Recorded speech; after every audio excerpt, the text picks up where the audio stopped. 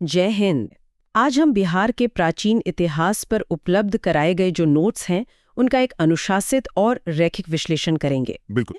तो पहला खंड है प्राचीन बिहार का काल विभाजन। जी, ये खंड मतलब प्राचीन बिहार के इतिहास को अलग अलग अवधियों में वर्गीकृत करता है। ठीक है।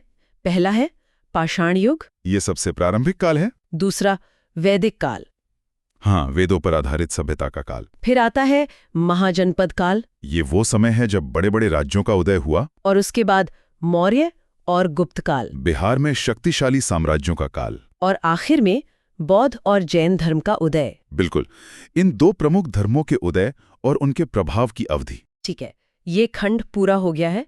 अगला खंड है प्राचीन बिहार के इतिहास के स्रोत। तो इस खंड में उन स्रोतों का जिक्र है जिनसे हमें प्राचीन बिहार के बारे में जानकारी मिलती है। अच्छा, तो पहला है पुरातात्विक स्रोत। हाँ, मतलब इसमें वो भौतिक वस्तुएं शामिल हैं जो हमें खुदाई से मिली हैं। जैसे नोट्स में लिखा है चिरांद जो सारण में है और चेचर वैशाली से पत्थर के औजार मिले हैं। जी, इन जगहों पर पत्थर के उपकरण पाए गए हैं। फिर तांबे और पत्थर के औजारों का भी जिक्र है ताम्र पाषाणिक चरण के। ये उस चरण को दिखाता है जब तांबे और पत्थर दोनों का उपयोग एक साथ किया जाता था। और कैमूर की पहाड़ियों से गुफा चित्र भी मिले हैं। हाँ, कैमूर की पहाड़ियों में हमें प्राचीन चित्रकला के भी प्रमाण मिले हैं। और फिर सिक्के, मनके, मूर्तियां ये नालंदा, राजगीर, लौरिया, नंदनगढ़ और विक्रमशिला से मिली हैं। बिल्कुल, इन सभी जगहों से सिक्के, मनके और मूर्तियों जैसी कलाकृतियां प्राप्त हुई हैं। ये उस समय की अर्थव्यवस्था और कला के बारे में बताती हैं। ठीक है, तो ये तो हो गए पुरातात्विक स्रोत। अब आते हैं साहित्यिक स्रोतों पर। हाँ, इसमें लिखे हुए ग्रंथ और दस्तावेज शामिल हैं। जैसे हिंदू ग्रंथ, रामायण, महाभारत, पुराण। ये हिंदू धर्म के प्राचीन ग्रंथ हैं और इनमें बिहार के कई संदर्भ मिलते हैं। फिर बौद्ध ग्रंथ है त्रिपिटक, अंगुत्तर निकाय, दीघ निकाय। इन बौद्ध ग्रंथों में इस क्षेत्र के बारे में बहुत महत्वपूर्ण ऐतिहासिक जानकारी है। और जैन ग्रंथों में भगवती सूत्र का नाम है। भगवती सूत्र एक बहुत ही महत्वपूर्ण जैन ग्रंथ है जो एक स्रोत के रूप में काम करता है। और आखिर में विदेशी विवरण मेगास्थनीज की इंडिका और कौटिल्य का अर्थशास्त्र। जी, मेगास्थनीज द्वारा लिखी गई इंडिका और कौटिल्य का अर्थशास्त्र ये जानकारी के बहुत ही प्रमुख स्रोत हैं। ये खंड पूरा हो गया है, तो अब हम तीसरे खंड पर आते हैं, बिहार में पाषाण युग। यह खंड बिहार में पाषाण युग के 3 चरणों का विवरण देता है। सबसे पहले पुरा पाषाण काल। यह पाषाण युग का सबसे प्रारंभिक चरण है। इस समय में मनुष्य शिकारी और खाद्य संग्राहक थे। बिल्कुल, मतलब इस काल में मानव अपने जीवन के लिए पूरी तरह शिकार और भोजन इकट्ठा करने पर ही निर्भर था। और उनके उपकरण वो बड़े और खुरदुरे पत्थर के होते थे, जैसे कुल्हाड़ी, चाकू। हाँ, औजार बड़े थे और उनको ज्यादा तराशा नहीं गया था। और इसका स्थल दक्षिण बिहार में मिला है। जी, इस काल के साक्ष्य दक्षिण बिहार में पाए गए हैं। अवधि दी गई है लगभग 1 लाख ईसा पूर्व। हाँ, इस काल की जो अनुमानित समय सीमा है वो करीब 1 लाख ईसा पूर्व है। ठीक है, अब आता है मध्य पाषाण काल।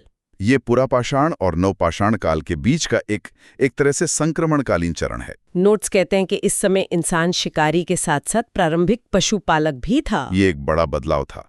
शिकार तो जारी रहा, पर साथ साथ पशुपालन की भी शुरुआत हो गई थी। और औजार अब छोटे और तेज हो गए थे। बिल्कुल, इस अवधि के उपकरण आकार में छोटे और ज्यादा नुकीले थे। और इसका स्थल मुंगेर में मिला है। जी, इस काल से जुड़ा स्थल मुंगेर में है। इसकी अवधि है 40,000 से 10,000 ईसा पूर्व। हाँ, अनुमानित समय सीमा यही है। और फिर आता है नवपाषाण काल, पाषाण युग का अंतिम चरण। और यहाँ लिखा है कि मनुष्य खाद्य उत्पादक बन गए। ये सबसे बड़ी क्रांति थी। मतलब इस काल में मनुष्य ने कृषि करना और भोजन का उत्पादन करना सीख लिया। तो इसका मतलब स्थायी जीवन शुरू हो गया। बिल्कुल, जब खेती शुरू हुई तो स्थायी बस्तियों का विकास भी हुआ। और अब पत्थर के साथ साथ हड्डी के औजार भी इस्तेमाल होने लगे। जी, इस काल में पत्थर और हड्डी दोनों से बने औजारों का उपयोग होता था। और इसके स्थल हैं चिरांद, सारण, चेचर, वैशाली, मनेर, पटना और सेनुआर, रोहतास। इन सभी जगहों पर हमें नवपाषाण काल के पुख्ता पुरातात्विक साक्ष्य मिले हैं। ठीक है, ये खंड पूरा हो गया है। चौथा खंड ताम्र पाषाणिक काल। ये वो काल है जिसमें पत्थर के साथ साथ तांबे का उपयोग भी शुरू हो गया था। तो मतलब तांबे और पत्थर का मिलाजुला उपयोग। हाँ, इस काल की यही विशेषता है कि तांबे और पत्थर के औजारों का एक साथ प्रयोग होता था। और इसके स्थल भी चिरांद और सिनवार हैं। जी, चिरांद और सिनवार में इस अवधि के भी अवशेष पाए गए हैं। अवधि है लगभग 1000 ईसा पूर्व। हाँ, इस काल की अनुमानित समय सीमा 1000 ईसा पूर्व के आसपास की है। ये खंड पूरा हो गया है। 5वां खंड, जी हाँ, बिहार में वैदिक काल। ये खंड बिहार में आर्य सभ्यता के प्रसार का वर्णन करता है। अच्छा, तो ये वेदों पर आधारित सभ्यता थी। जी, इस काल की सामाजिक और सांस्कृतिक संरचना पूरी तरह वेदों पर आधारित थी। और इसे 2 भागों में बांटा गया है, प्रारंभिक वैदिक काल और उत्तर वैदिक काल। हाँ, 1500 से 1000 ईसा पूर्व प्रारंभिक और 1000 से 600 ईसा पूर्व उत्तर वैदिक काल। दिलचस्प बात यह है कि बिहार शुरू में ऋग्वैदिक कोर से बाहर था। बिल्कुल, प्रारंभिक वैदिक काल में बिहार आर्यों के मुख्य क्षेत्र का हिस्सा नहीं था। उनका केंद्र सप्त सिंधु प्रदेश था। लेकिन बाद में आर्यों ने गंडक नदी तक विस्तार किया। जी, उत्तर वैदिक काल में आर्यों का विस्तार पूर्व की ओर हुआ, गंडक नदी तक। और ग्रंथों में बिहार का उल्लेख विदेह के रूप में है। हाँ, वैदिक ग्रंथों में बिहार क्षेत्र के लिए विदेह नाम का प्रयोग किया गया है। 2 और शब्द हैं, कीकट और व्रात्य। इनका प्रयोग भी इस क्षेत्र के लिए हुआ। जी, इस क्षेत्र को संदर्भित करने के लिए कीकट और व्रात्य जैसे शब्दों का भी उल्लेख मिलता है, जो शायद उन लोगों के लिए था जो वैदिक रीति रिवाजों से बाहर थे। यह खंड पूरा हो गया है। अब 6ठा खंड, महाजनपद काल। ये खंड 16 महाजनपदों में से उन 3 पर केंद्रित है जो बिहार में स्थित थे। तो कुल 16 महाजनपद थे और उनमें से 3 बिहार में थे। बिल्कुल, 3 महाजनपद बिहार की सीमाओं के भीतर स्थित थे। पहला अंग, राजधानी चंपा। जी, अंग महाजनपद की राजधानी चंपा थी। दूसरा मगध, राजधानी राजगीर और बाद में पाटलिपुत्र। मगध की प्रारंभिक राजधानी राजगीर थी, जिसे बाद में पाटलिपुत्र स्थानांतरित कर दिया गया। और तीसरा वज्जी या वृज्जी, जिसकी राजधानी वैशाली थी।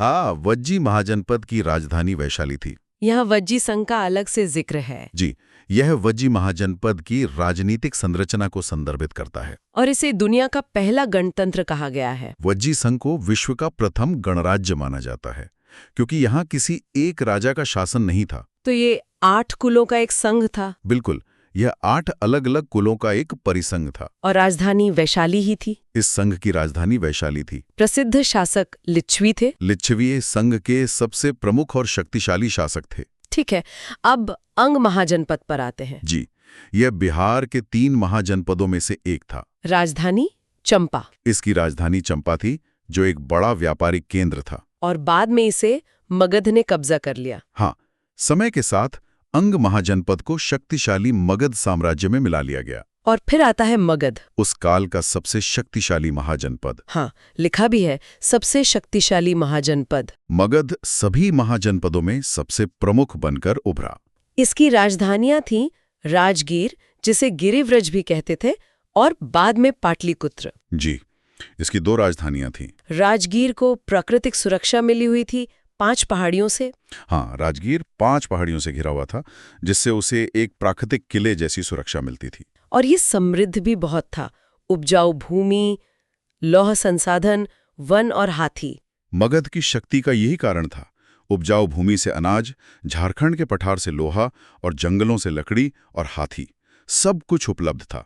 ये खंड पूरा हो गया है। 7वां खंड है, मगध का उदय कारण। इस खंड में मगध के एक शक्तिशाली साम्राज्य के रूप में उदय के कारणों पर और विस्तार से प्रकाश डाला गया है। पहला कारण है उपजाऊ जलोढ़ मिट्टी। जैसा हमने अभी बात की, गंगा के मैदान की उपजाऊ मिट्टी ने कृषि अधिशेष को जन्म दिया, जिससे एक बड़ी सेना रखना संभव हुआ। फिर सिंचाई और व्यापार के लिए नदी प्रणाली। बिल्कुल, नदियों ने सिंचाई और परिवहन दोनों की सुविधा दी, जिससे व्यापार को बहुत बढ़ावा मिला। लोहे की उपलब्धता। लोहे के प्रचुर भंडार से बेहतर हथियार और कृषि उपकरण बनाने में मदद मिली। और हाँ, शक्तिशाली शासक। बिंबिसार और अजातशत्रु जैसे महत्वाकांक्षी और योग्य शासकों ने इसके विस्तार में बहुत योगदान दिया। और हाथियों की शक्ति। सेना में हाथियों का उपयोग एक बहुत बड़ा सैन्य लाभ था। अंत में सामरिक स्थिति। जी, इसकी भौगोलिक स्थिति रणनीतिक रूप से बहुत लाभप्रद थी। यह खंड पूरा हो गया है। अब 8वां खंड, मगध के राजवंश। यह खंड मगध पर शासन करने वाले प्रमुख राजवंशों का क्रमवार वर्णन करता है। सबसे पहले हर्यंक वंश 544-412 ईसा पूर्व। ये मगध का पहला महत्वपूर्ण राजवंश था। और इसके पहले शासक थे बिंबिसार। बिंबिसार इस वंश का संस्थापक था। हाँ, यहाँ संस्थापक लिखा है। उसने हर्यंक वंश की स्थापना की। उसकी एक नीति थी विवाह गठबंधन, वो एक बहुत दूरदर्शी शासक था। उसने वैवाहिक संबंधों के माध्यम से अपने साम्राज्य का विस्तार किया और उसे सुरक्षित भी किया। वो बौद्ध और जैन धर्म का संरक्षक भी था। जी, वो बौद्ध और जैन दोनों ही धर्मों का समर्थन करता था और उनका सम्मान करता था।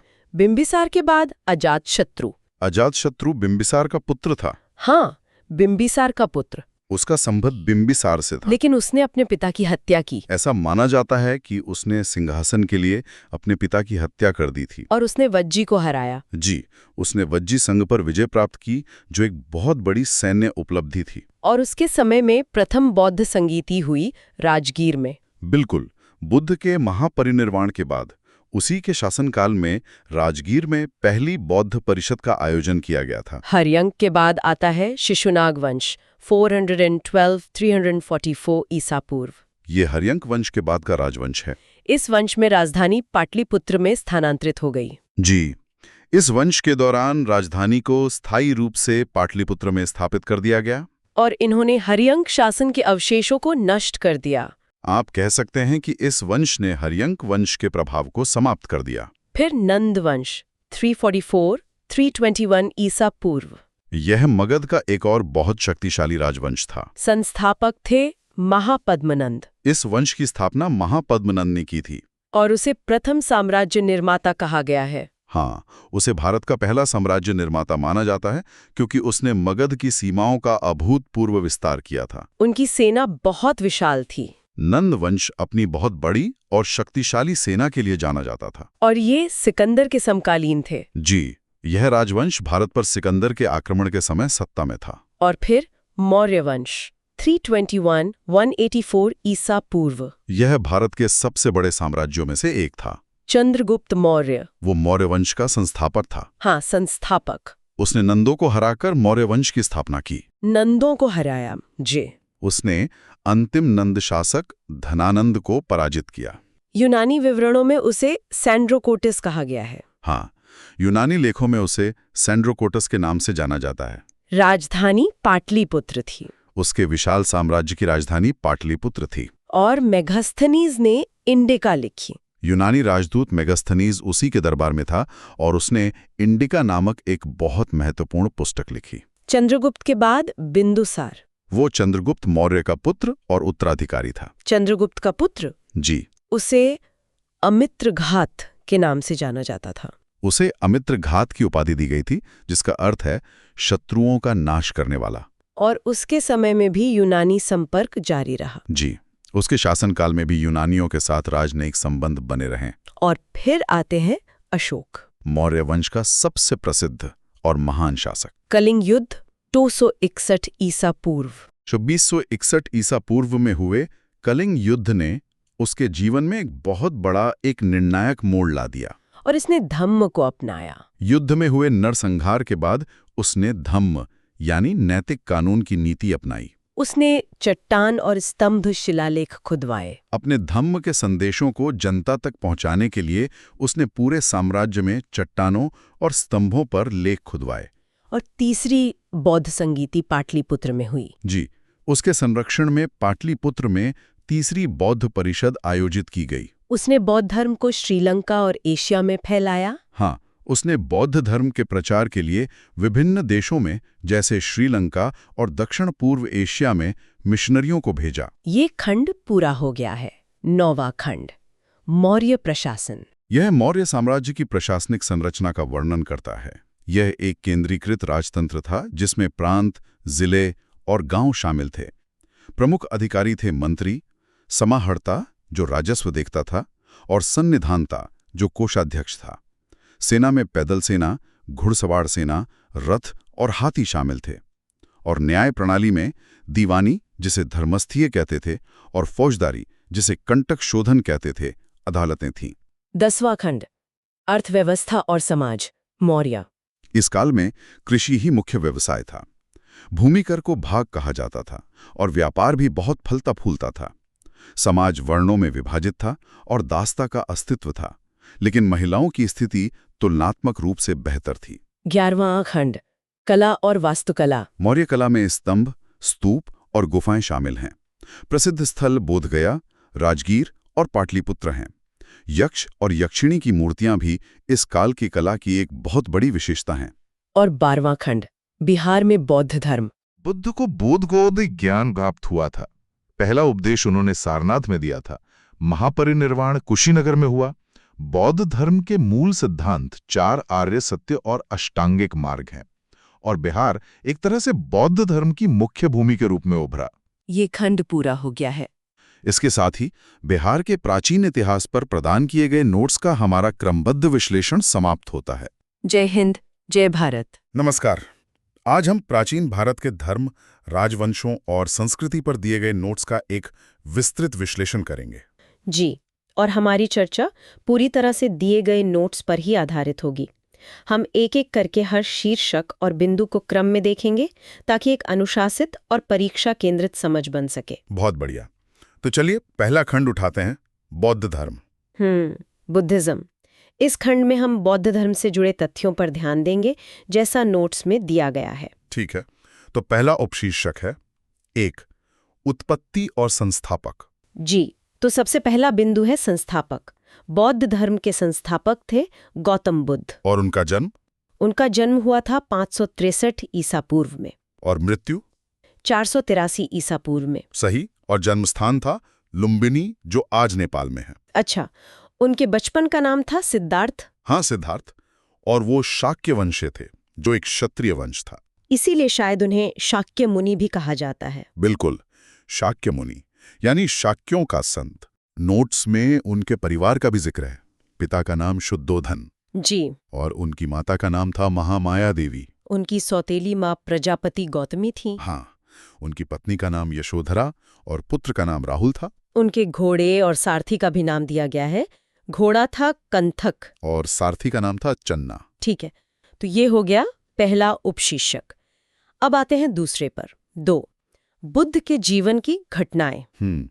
इसमें सबसे पहले उन 4 दृश्यों का जिक्र है जिन्होंने उनका जीवन बदल दिया। हाँ, एक बूढ़ा व्यक्ति, एक बीमार व्यक्ति, एक मृत शरीर और चौथा एक तपस्वी। इन दृश्यों ने ही उन्हें सच्चाई की खोज के लिए प्रेरित किया। और फिर उन्होंने 29 साल की उम्र में घर छोड़ दिया। जी, इसके बाद उनके पहले शिक्षक बने आलार कलाम वैशाली में। और दूसरे शिक्षक थे उद्दक रामपुत्र राजगृह में। सही। लेकिन फिर उन्होंने खुद तपस्या का मार्ग अपनाया। पूरे 6 साल की कठोर तपस्या के बाद 35 साल की उम्र में उन्हें ज्ञान प्राप्त हुआ। अच्छा, और ये ज्ञान उन्हें वैशाख पूर्णिमा के दिन मिला था। हाँ, वैशाख पूर्णिमा को बोधगया में। वहां नदी का नाम निरंजना या फल्गु था। जी, और पेड़ था पीपल का, जिसे बाद में बोधि वृक्ष कहा गया। और उनकी मृत्यु?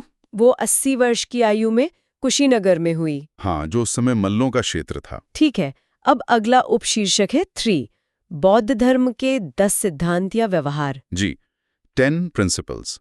इसमें पहला है सत्य, दूसरा अहिंसा, तीसरा चोरी न करना, चौथा अपरिग्रह मतलब संग्रह न करना, और 5वां ब्रह्मचर्य। अगले 5 थोड़े अलग हैं, जैसे गायन और नृत्य का त्याग। हाँ, और सौंदर्य प्रसाधनों का त्याग। नशीले पेय का त्याग भी इसमें शामिल है। असमय भोजन का त्याग। और नरम वस्त्रों या विलासितापूर्ण बिस्तरों का त्याग भी। तो ये 10 सिद्धांत हो गए। अगला है 4, घटनाएं और प्रतीक। Events and symbols. इसमें पहला है जन्म, जिसका प्रतीक है कमल। यौवन का प्रतीक है बैल। महाभिनिष्क्रमण यानी जब उन्होंने घर छोड़ा, उसका प्रतीक है घोड़ा। और ज्ञान प्राप्ति, जिसे संबोधि या निर्वाण कहते हैं, उसका प्रतीक पीपल का पेड़ है। जी, बोधि वृक्ष। और महापरिनिर्वाण का प्रतीक पदचिन्ह या स्तूप। अच्छा, और जो उन्होंने पहला उपदेश दिया था धर्मचक्र प्रवर्तन, उसका प्रतीक चक्र है। बिल्कुल सही। चलिए अब आते हैं बौद्ध धर्म के मूल दर्शन पर। 5, 4 आर्य सत्य। हाँ, 4 नोबल ट्रूथ्स। पहला है दुख, मतलब संसार दुख से भरा है। दूसरा दुख समुदाय। इसका क्या अर्थ है? इसका अर्थ है कि दुख का कारण है, और वो कारण है इच्छा या तृष्णा। तो तीसरा सत्य इसी से जुड़ा होगा, दुख निरोध। जी, यानी इच्छा का अंत ही दुख का अंत है। और चौथा सत्य रास्ता दिखाता है, निरोधगामिनी प्रतिपदा, मतलब अष्टांगिक मार्ग दुख के अंत की ओर ले जाता है। एकदम सही। तो फिर अगला टॉपिक यही है, 6 अष्टांगिक मार्ग। जी, 8 फोल्ड पाथ। इसमें 8 चीजें हैं: सम्यक दृष्टि, सम्यक संकल्प, सम्यक वाणी, सम्यक कर्म, सम्यक आजीविका, सम्यक प्रयास। और अंत में सम्यक स्मृति और सम्यक समाधि। ठीक है, अब बौद्ध साहित्य की बात करते हैं। 7 त्रिपिटक। त्रिपिटक यानी 3 टोकरियां। पहला है सुत्त पिटक। इसमें बुद्ध के उपदेश हैं। ये सबसे बड़ा है और इसे आनंद ने संकलित किया था। दूसरा है विनय पिटक। हाँ, इसमें संघ के नियम हैं। ये सबसे छोटा है और इसे उपाली ने संकलित किया था। और तीसरा? तीसरा है अभिधम्म पिटक। इसमें दार्शनिक सिद्धांत है और इसे मोगलीपुत्त तिस्स ने संकलित किया था। समझ गया। अब आते हैं 8 पवित्र स्थल पर। इसमें 3 मुख्य स्थल हैं। पहला है चैत्य, जो पूजा का स्थान होता है। दूसरा? स्तूप, जहां अवशेष रखे जाते हैं। और तीसरा? विहार, जो भिक्षुओं का निवास स्थान होता है। ठीक है। इस खंड का आखिरी उपशीर्षक है 9 बौद्ध संगीतियां। जी, बुद्धिस्ट काउंसिल्स। प्रथम संगीति हुई 483 ईसा पूर्व में राजगृह में। उस समय शासक अजातशत्रु थे और अध्यक्ष महाकश्यप। और इसका परिणाम था सुत्त पिटक और विनय पिटक का संकलन, है ना? हाँ, फिर हुई द्वितीय संगीति, ठीक 100 साल बाद 383 ईसा पूर्व में। ये वैशाली में हुई थी। शासक कालाशोक और अध्यक्ष सबकामी। जी, और यहीं पर महासांघिक और स्थविरवाद में विभाजन हुआ। इसके बाद तृतीय संगीति। वो हुई 250 ईसा पूर्व में पाटलिपुत्र में। जी। सम्राट अशोक के समय अध्यक्ष थे मोगलीपुत्त तिस्स। और इसमें अभिधम्म पिटक बना। सही। और फिर चतुर्थ संगीति, ये पहली शताब्दी ईस्वी में हुई, कुंडलवन यानी कश्मीर में। शासक थे कनिष्क। और यहीं पर ही हीनयान और महायान का विभाजन हुआ। बिल्कुल, और इसी के साथ ये खंड पूरा हो गया है। बहुत अच्छे। तो अब हम अगले खंड की ओर बढ़ते हैं, जैन धर्म। जी, जैनिज्म।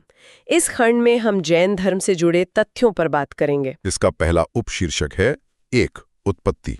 तो जैन धर्म के संस्थापक माने जाते हैं ऋषभदेव, जिन्हें आदिनाथ भी कहते हैं। और इसमें कुल 24 तीर्थंकर हुए हैं। हाँ, 23वें तीर्थंकर थे पार्श्वनाथ। और 24वें और अंतिम तीर्थंकर थे महावीर स्वामी। जी। तो अब अगला उपशीर्षक उन्हीं पर है। हाँ। 2 महावीर स्वामी। हाँ। तो उनके बचपन का नाम था वर्धमान। उनका जन्म 540 ईसा पूर्व में और मृत्यु 468 ईसा पूर्व में हुई। सही। जन्मस्थान था कुंडग्राम, वैशाली के पास। उनके पिता का नाम सिद्धार्थ और माता का नाम त्रिशला था। उनकी पत्नी का नाम यशोदा था और उनकी एक पुत्री थी प्रियदर्शिनी, जिन्हें अनुजा भी कहते हैं। और उनका वंश था ज्ञात्रक। जी। उन्होंने 30 वर्ष की आयु में घर छोड़ा था। और 42 वर्ष की आयु में उन्हें कैवल्य यानी सर्वोच्च ज्ञान प्राप्त हुआ। हाँ, ये उन्हें साल वृक्ष के नीचे ऋजुपालिका नदी के तट पर मिला था। और उनकी मृत्यु पावापुरी में हुई 72 साल की उम्र में। जी। अब आते हैं 3 जैन धर्म के त्रिरत्न पर। 3 जूल्स। ये है सम्यक दर्शन यानी सही विश्वास, सम्यक ज्ञान यानी सही ज्ञान, और सम्यक चरित्र यानी सही आचरण। ठीक है। अगला है 5 महाव्रत। इसमें पहला है सत्य यानी झूठ न बोलना। दूसरा अहिंसा, हिंसा न करना। तीसरा अस्तेय मतलब चोरी ना करना। चौथा अपरिग्रह यानी संग्रह न करना। और 5वां ब्रह्मचर्य, इंद्रियों पर नियंत्रण। ये महावीर स्वामी ने जोड़ा था। अच्छा, और अब 5 जैन संगीतियां। जी। प्रथम जैन संगीति हुई थी 310 ईसा पूर्व में पाटलिपुत्र में। इसके अध्यक्ष स्थूलभद्र थे। और यहीं पर दिगंबर और श्वेतांबर में विभाजन हुआ। हाँ, और द्वितीय जैन संगीति हुई 512 ईस्वी में वल्लभी में। इसके अध्यक्ष थे देवर्धि क्षमा श्रमण। जी, और इसमें जैन ग्रंथों का अंतिम संकलन किया गया था। ठीक है, तो ये खंड भी पूरा हो गया है। जी। अगला खंड है राजवंश। इसमें मौर्योत्तर और गुप्त काल के राजवंश हैं। तो सबसे पहले शुंग राजवंश। जी। इसके संस्थापक थे पुष्यमित्र शुंग। उन्होंने सेनानी की उपाधि ली थी। जी, और उन्होंने 2 अश्वमेध यज्ञ भी करवाए थे, जिनके पुरोहित पतंजलि थे। सही।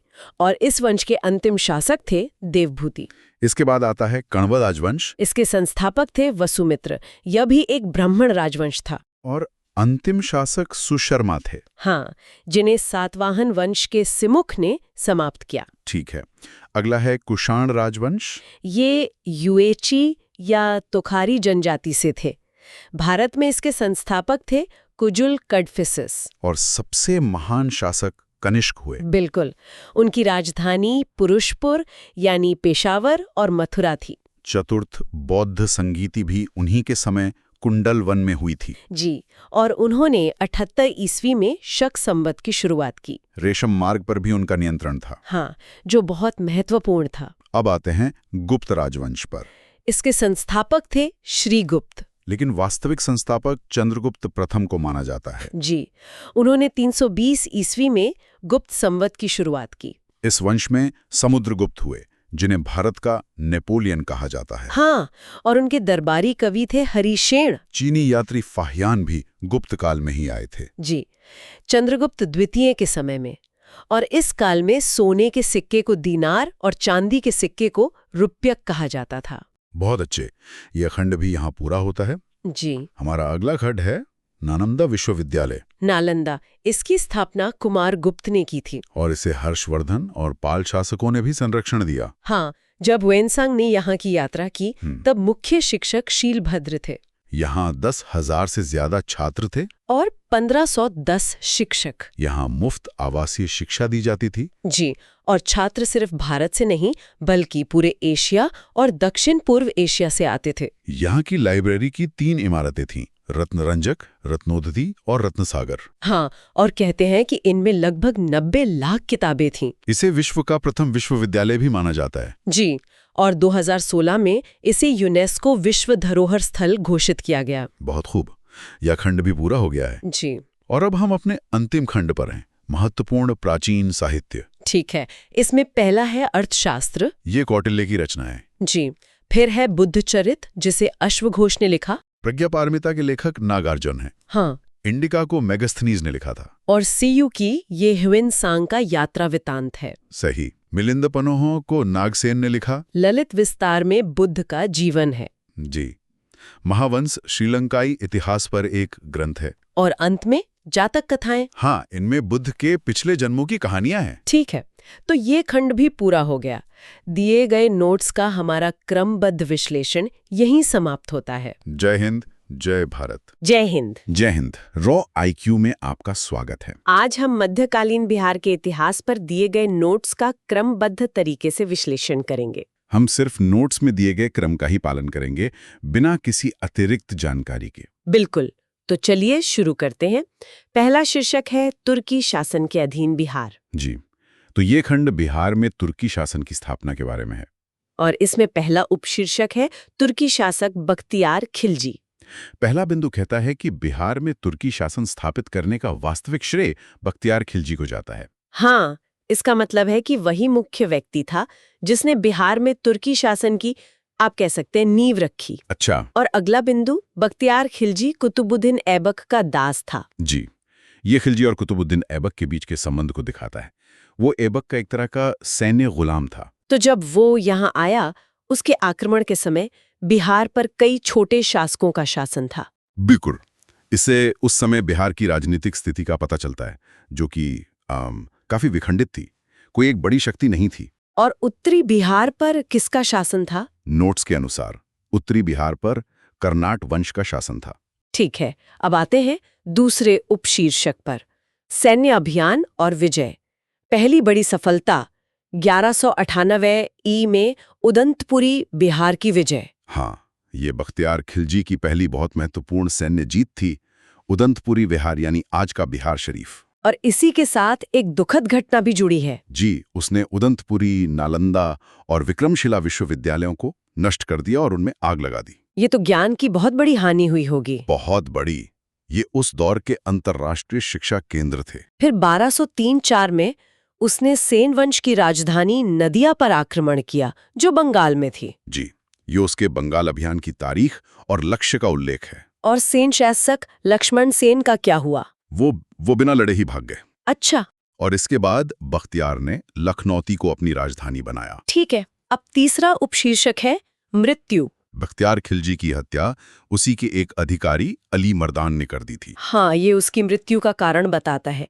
एक आंतरिक साजिश थी। और उसका शव इमादपुर, मतलब बिहार शरीफ में ही दफनाया गया था। तो ये खंड यहाँ पूरा हो गया? जी, ये खंड पूरा हो गया है। अगला शीर्षक है स्थानीय राजवंश, मिथिला का कर्नाट वंश। तो अब हम बिहार की एक स्थानीय शक्ति पर ध्यान केंद्रित करेंगे जो मिथिला क्षेत्र में थी। पहला उपशीर्षक उत्पत्ति और क्षेत्र। ये पाल वंश के पतन के दौरान उभरे। हाँ, मतलब जब पाल वंश कमजोर हो रहा था, उस राजनीतिक शून्य में ये वंश उभरा। और इनका क्षेत्र था तिरहुत, मिथिला। जी, ये उनके शासन का भौगोलिक क्षेत्र था। दूसरा उपशीर्षक महत्वपूर्ण शासक और राजधानी। संस्थापक थे नान्यदेव। हाँ, नान्यदेव ने ही इस राजवंश की स्थापना की थी। और राजधानी सिमरामगढ़, जो आज नेपाल में है। जी, ये उनकी राजधानी और उसके वर्तमान स्थान की जानकारी है। अब ये दिलचस्प है। तीसरा उपशीर्षक तुर्कों और दिल्ली सल्तनत के साथ संबंध। इसमें लिखा है कि कर्नाट शासक नरसिंह देव ने बख्तियार खिलजी को श्रद्धांजलि देकर समर्थन किया था। हाँ, और इसकी वजह थी सेन वंश के साथ उनकी प्रतिद्वंदिता, मतलब दुश्मन का दुश्मन दोस्त। लेकिन ये संबंध हमेशा अच्छे नहीं रहे। तिब्बती धर्म स्वामिन ने तुर्की कमांडर तुगरिल तुगान के अभियान का वर्णन किया है। बिल्कुल, ये एक ऐतिहासिक स्रोत है जो कर्नाट वंश के खिलाफ एक सैन्य अभियान का दस्तावेजीकरण करता है। तो आमतौर पर दिल्ली सल्तनत से उनके संबंध कैसे थे? ज्यादातर उपहार और श्रद्धांजलि तक ही सीमित थे, एक तरह से अधीनता स्वीकार करने जैसा। लेकिन फिर गयासुद्दीन तुगलक ने अपने बंगाल अभियान के दौरान तरनाट क्षेत्र पर विजय प्राप्त की। जी, 1324-25 में, और इसी के साथ ये क्षेत्र सीधे दिल्ली सल्तनत के नियंत्रण में आ गया। अब आते हैं चौथे उपशीर्षक पर, कर्नाट वंश बाद का चरण। गयासुद्दीन के अभियान के समय शासक हरि सिंह देव थे। हाँ, वही उस समय के कर्नाट शासक थे। और वो एक समाज सुधारक और कर्नाट वंश के अंतिम शासक थे। जी, ये उनके योगदान और राजवंश में उनकी अंतिम स्थिति का वर्णन करता है। उनके समय में पांजी प्रबंध विकसित हुआ। ये क्या था? ये वंशावली का रिकॉर्ड रखने की एक प्रणाली थी, एक तरह का रजिस्टर प्रबंधन। अच्छा, और एक और महत्वपूर्ण बात, कर्नाट वंश के दौरान मैथिली भाषा का विकास हुआ। हाँ, ये इस अवधि के दौरान एक महत्वपूर्ण भाषाई विकास को इंगित करता है। ठीक है, तो यह खंड पूरा हो गया है। जी, यह खंड पूरा हो गया है। अगला शीर्षक है सल्तनत काल की अधीन बिहार। अब हम दिल्ली सल्तनत के विभिन्न चरणों के दौरान बिहार की स्थिति पर ध्यान केंद्रित करेंगे। पहला उपशीर्षक प्रारंभिक सल्तनत चरण। दिल्ली सल्तनत और बंगाल के शासकों के बीच निरंतर संघर्ष के कारण बिहार एक युद्ध का मैदान बना रहा। हाँ, इसी वजह से इस अवधि के दौरान बिहार की राजनीतिक स्थिति बहुत अस्थिर थी। और इल्तुतमिश बिहार में अभियान करने वाला पहला सुल्तान था। जी, वो दिल्ली का पहला सुल्तान था जिसने बिहार में अभियान किया। उसने 1225 ईस्वी में बंगाल और बिहार पर कब्जा कर लिया, लेकिन ये नियंत्रण ज्यादा दिन नहीं चला। हाँ, उसका नियंत्रण अस्थायी था। और मलिक जानी को इल्तुतमिश द्वारा बिहार का पहला गवर्नर नियुक्त किया गया था। जी, ये दिल्ली सल्तनत द्वारा नियुक्त बिहार के पहले गवर्नर का नाम है। दूसरा उपशीर्षक तुगलक काल।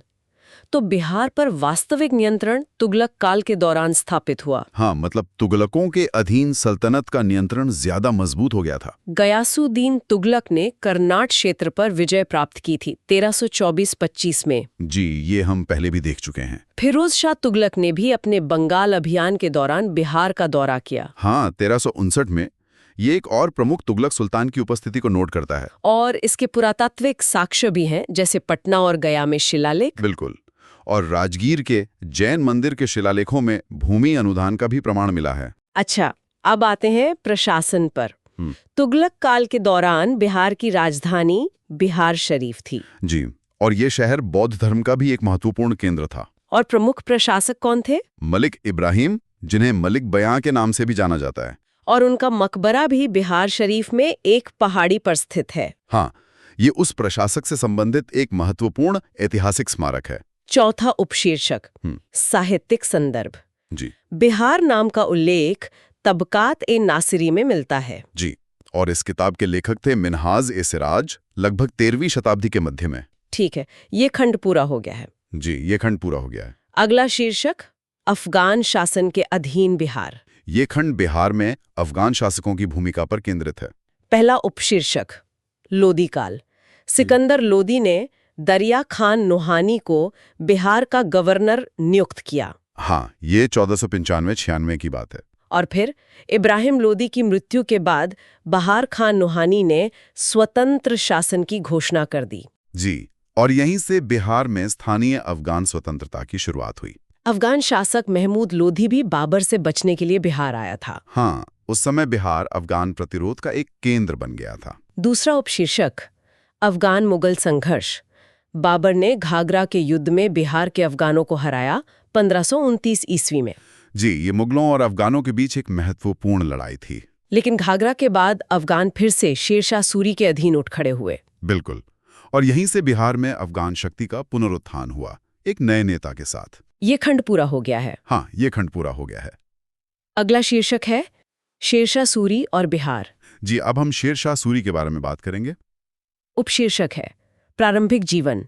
जन्म 1486 ईस्वी में हुआ। जी। पिता का नाम हसन खान था, जो सासाराम के जागीरदार थे। हाँ, ये उनके पिता और उनकी स्थिति की पहचान करता है। और बचपन का नाम फरीद खान था। जी, ये उनका मूल नाम था। उन्हें शेर खां की उपाधि बहार खान नुहानी द्वारा दी गई थी। हाँ, ये बताता है कि उन्हें ये उपाधि कैसे और किससे मिली। ये खंड पूरा हो गया है। जी, ये खंड पूरा हो गया है। अगला शीर्षक मुगल काल के अधीन बिहार। ये खंड बिहार पर मुगल शासन के प्रभाव का वर्णन करता है। पहला उपशीर्षक मुगल शासन की पुनर्स्थापना। शेरशाह की मृत्यु के बाद सूरवंश कुछ समय तक जीवित रहा। हाँ, वो एक तरह से संक्रमणकालीन अवधि थी। फिर 1555-56 ईस्वी में मुगल साम्राज्य की पुनर्स्थापना हुई। जी, हुमायूं ने दिल्ली पर फिर से कब्जा कर लिया। और उस समय बिहार में अफगान शक्ति ताज खान कर्रानी के अधीन थी। हाँ, वो उस समय बिहार में स्थानीय अफगान नेता थे। दूसरा उपशीर्षक अकबर के काल में बिहार। ताज खां कर्रानी ने तो अकबर के प्रति वफादारी दिखाई, लेकिन उनके बेटे दाऊद खां ने उसने विरोध किया। और फिर अकबर ने बिहार पर आक्रमण किया और 1576 ईस्वी में पटना पर विजय प्राप्त की। जी, ये बिहार पर मुगल विजय की एक बहुत महत्वपूर्ण घटना थी। तो दाऊद खान बिहार का अंतिम अफगान शासक बना। हाँ, और उसी के साथ बिहार में अफगान शासन का अंत हो गया। 1580 में बिहार एक मुगल सूबा बन गया। जी, यानी प्रांत। ये बिहार के मुगल साम्राज्य में औपचारिक एकीकरण था। और गवर्नर कौन कौन बने? मुनीम खान और बाद में राजा मानसिंह। हाँ, ये अकबर द्वारा नियुक्त कुछ प्रमुख गवर्नर थे। और मानसिंह के समय में रोहतास राजधानी बना था। जी, उस दौरान राजधानी में ये बदलाव हुआ था। तीसरा उपशीर्षक जहांगीर के काल में बिहार। इस दौरान छोटा नागपुर क्षेत्र पर मुगल सत्ता स्थापित हुई। हाँ, ये जहांगीर के अधीन मुगल प्रभाव के विस्तार को दर्शाता है। और ये क्षेत्र हीरे और सोने की आपूर्ति करता था। जी, इसलिए इसका आर्थिक महत्व बहुत था। राजकुमार परवेज को बिहार का गवर्नर नियुक्त किया गया 1621 में। हाँ, और इसके बाद गवर्नर का पद ज्यादातर राजकुमारों के लिए ही आरक्षित हो गया। ये तो बिहार के बढ़ते महत्व को दिखाता है। बिल्कुल। चौथा उपशीर्षक औरंगजेब के काल में बिहार। राजकुमार अजीम को बिहार का गवर्नर नियुक्त किया गया 1702 में। जी। और पटना का नाम बदलकर अजीमाबाद कर दिया गया। हाँ, राजकुमार के नाम पर ही। और ये बिंदु बहुत खास है, फर्रुखसियर का राज्याभिषेक पटना में हुआ था। जी, 1713 में वो बिहार में ताज पहनने वाले पहले और एकमात्र मुगल सम्राट थे। ये तो बहुत बड़ी बात है। हाँ, ये बिहार के इतिहास की एक अनूठी घटना है। औरंगजेब की मृत्यु के बाद बिहार बंगाल सूबे के अधीन आ गया। जी, 1707 के बाद बिहार की प्रशासनिक स्थिति में ये बदलाव आया। अगला उपशीर्षक बाद का मुगल चरण। मुर्शिद कुली खान बंगाल और उड़ीसा के गवर्नर थे। जी, 1717 से 1727 तक। फिर शुजाउद्दीन ने बिहार को बंगाल में मिला लिया 1733 में। हाँ, ये बिहार का बंगाल में औपचारिक विलय था। फराज खान को बिहार का उप सूबेदार नियुक्त किया गया। जी, 1739 में। छठा उपशीर्षक अली वर्दी खान। इसने गिरिया के युद्ध में सरफराज खान को हराया। जी, 1740 में। और इसी जीत के बाद वो बंगाल का नवाब बना। और उसने अपनी पुष्टि के लिए मुगल सम्राट को 2 करोड़ रुपए का भुगतान किया। हाँ, ये उसकी स्थिति को वैध बनाने का एक तरीका था। और 1756 ईस्वी तक बिहार, बंगाल और उड़ीसा पर उसका सीधा नियंत्रण था। जी, ये उसके शासन की अवधि और सीमा का वर्णन करता है। ये खंड पूरा हो गया है? जी, ये खंड पूरा हो गया है। और अब अंतिम शीर्षक सिख धर्म और बिहार। ये खंड बिहार और सिख धर्म के बीच के गहरे संबंधों पर केंद्रित है। सिख धर्म के संस्थापक गुरु नानक देव। जी। और कुल सिख गुरु हुए 10। हाँ। बिहार से जुड़े गुरु हैं गुरु नानक, गुरु तेग बहादुर और गुरु गोबिंद सिंह। जी, इन 3 गुरुओं का बिहार से विशेष संबंध था। उपशीर्षक है महत्वपूर्ण तथ्य। गुरु नानक ने गया, राजगीर, पटना, मुंगेर, भागलपुर का दौरा किया। जी, उन्होंने अपनी यात्राओं के दौरान इन स्थानों का दौरा किया। गुरु तेग बहादुर ने पटना का दौरा किया और उनकी पत्नी गुजरी देवी वहीं रुकी थीं। हाँ, और उसी दौरान एक बहुत ही महत्वपूर्ण घटना घटी। 10वें गुरु गुरु गोबिंद सिंह का जन्म 26 दिसंबर 1666 को पटना में हुआ था। बिल्कुल, ये उनके जन्म स्थान और तारीख का सटीक विवरण है। गुरु गोबिंद सिंह 1676 में 10वें गुरु बने जी और 1699 में उन्होंने खालसा पंथ की स्थापना की। हाँ, ये उनके जीवन का एक बहुत ही महत्वपूर्ण कार्य था। तख्त श्री हरमंदिर जी, जिसे पटना साहिब भी कहते हैं, एक प्रमुख सिख तीर्थ स्थल है जी, ये सिखों के 5 पवित्र तख्तों में से एक है। और इसका निर्माण महाराजा रणजीत सिंह द्वारा करवाया गया था। हाँ, उस तीर्थ स्थल के निर्माता का नाम महाराजा रणजीत सिंह है। तो ये खंड भी पूरा हो गया है। जी, नोट्स का विश्लेषण अब समाप्त हो गया है। जय हिंद, जय भारत है। आज का विषय है आधुनिक बिहार का इतिहास। हमारे पास जो दस्तावेज हैं वो हमें कैसे सफर पर ले जाते हैं जहां व्यापार के इरादे से आई एक कंपनी धीरे धीरे शासक बन बैठती है। तो चलिए इन दस्तावेजों को कुरेदते हैं और वो किस्से और वो मोड़ निकालते हैं जिनसे आज का बिहार बना है। बिल्कुल, कहानी शुरू होती है समंदर के रास्ते से, जब यूरोपीय कंपनियां भारत पहुंची और बिहार, जो भले ही समंदर किनारे नहीं था, वो जल्द ही उनके लिए एक बेहद जरूरी केंद्र बन गया। हम इसी आगमन से शुरू करेंगे, फिर देखेंगे कि इस सत्ता परिवर्तन का जमीन पर क्या असर हुआ, कैसे जनजातीय विद्रोह हुए। 1857 की क्रांति। हाँ, 1857 की क्रांति की आग बिहार में कैसे फैली और फिर कैसे राष्ट्रीय आंदोलन ने बिहार को एक नई पहचान दी। बेहतरीन। तो सबसे पहले कौन आया? हमारे स्रोत बताते हैं कि पुर्तगाली सबसे पहले थे। जी हाँ, बिहार की धरती पर कदम रखने वाले पहले यूरोपीय पुर्तगाली ही थे। वो हुगली के रास्ते नावों से पटना तक आते थे। उनका मकसद साफ था, व्यापार। और बिहार में एक ऐसी चीज थी जिसकी यूरोप में बहुत ज्यादा मांग थी, शोरा। शोरा मतलब सॉल्ट पीटर। यस। ये इतना जरूरी क्यों था? देखिए, शोरा बारूद बनाने का एक मुख्य कच्चा माल था और उस दौर में जिस देश के पास बेहतर बारूद था, मतलब उसकी सैन्य ताकत ज्यादा थी। अच्छा। तो बिहार अपने शोरे के भंडार की वजह से अचानक दुनिया के नक्शे पर एक बहुत ही रणनीतिक जगह बन गया। और शोरे के अलावा? इसके अलावा यहाँ से सूती कपड़े और मसाले भी जाते थे। पुर्तगालियों के बाद डच आए, तो क्या उन्होंने कुछ अलग किया? हाँ, डचों का तरीका ज्यादा संगठित था। उन्होंने 16 से 32 में पटना में पहला व्यवस्थित व्यापारिक केंद्र या कहें फैक्ट्री स्थापित की थी। अच्छा जी, आज जो पटना कॉलेज की उत्तरी इमारत है, वही उनकी फैक्ट्री हुआ करती थी। उनकी दिलचस्पी भी मुख्य रूप से शोरा और सूती कपड़ों में ही थी। ये दिलचस्प है कि पुर्तगाली और डच बिहार में पहले से ही इतना सफल व्यापार कर रहे थे, तो अंग्रेजों को पैर जमाने में इतनी मुश्किल क्यों हुई? उनके लिए मामला शुरू में थोड़ा गड़बड़ था। उन्होंने 1620 में पटना के आलमगंज में केंद्र खोलने की कोशिश की, लेकिन वह साल भर में ही बंद हो गया। ओहो। उन्हें असली कामयाबी मिली 1651 में। इसी बीच 1632 में पीटर मुंडी नाम का एक अंग्रेजी यात्री बिहार आया था। पीटर मुंडी? हाँ, और उसने यहाँ डचों को फलते फूलते देखा और व्यापार की अपार संभावनाओं के बारे में लंदन रिपोर्ट भेजी। शायद उसकी रिपोर्ट ने ही अंग्रेजों को बिहार को गंभीरता से लेने के लिए मजबूर किया। और जो कारखाना उन्होंने आखिरकार स्थापित किया, क्या उसका कोई निशान आज भी है? हाँ, और ये कमाल की बात है, पटना के गुलजार बाग में जो सरकारी प्रिंटिंग प्रेस और सर्वेक्षण कार्यालय है जी, वो असल में अंग्रेजों की वही पुरानी फैक्ट्री है। इतिहास आज भी वहां काम कर रहा है। इस दौड़ में डेनिश लोग भी थे, है ना? लेकिन शायद वो पिछड़ गए। बिल्कुल। डेनिश कंपनी काफी बाद में 1774 में आई।